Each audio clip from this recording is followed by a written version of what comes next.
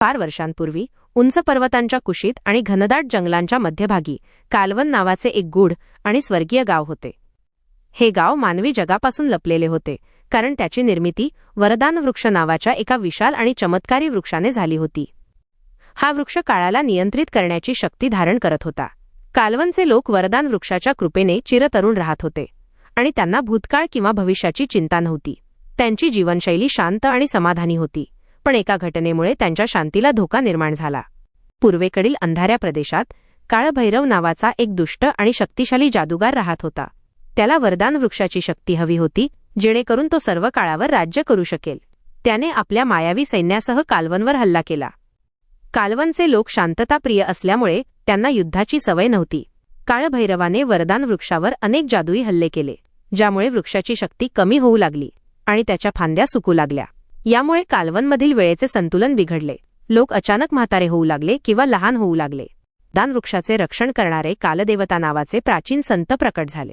त्यांनी सांगितले की केवळ समयचक्र नावाचे एक पवित्र उपकरणच वरदान वृक्षाला पुन्हा शक्ती देऊ शकते. हे चक्र कालगिरी नावाच्या सर्वात उंच पर्वताच्या शिखरावर दडलेले आहे आणि ते शोधून आणण्यासाठी एका शुद्ध आणि धाडसी आत्म्याची गरज आहे.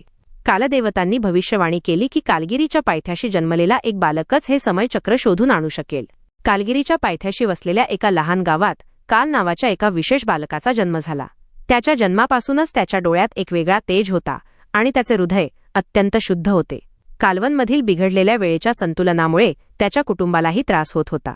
समयचक्राची भविष्यवाणी ऐकून आणि आपल्या लोकांचे दुःख पाहून काळाने ते पवित्र चक्र शोधून आणण्याचा दृढ निश्चय केला.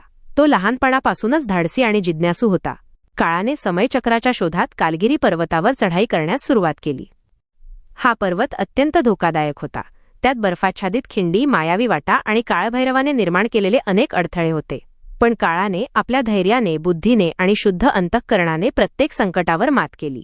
अनेक दिवसांच्या अथक प्रयत्नांनंतर त्याला पर्वताच्या शिखरावर एका गुप्त गुहेच्या प्रवेशद्वाराजवळ एक प्राचीन शिलालेख सापडला, ज्यात समयचक्रापर्यंत पोहोचण्याचा अंतिम मार्ग दर्शवला होता. ती काळाने गुहेत प्रवेश केला आणि तिथे त्याला तेजस्वी समयचक्र मिळाले. त्याने ते चक्र घेऊन वरदान वृक्षाकडे धाव घेतली.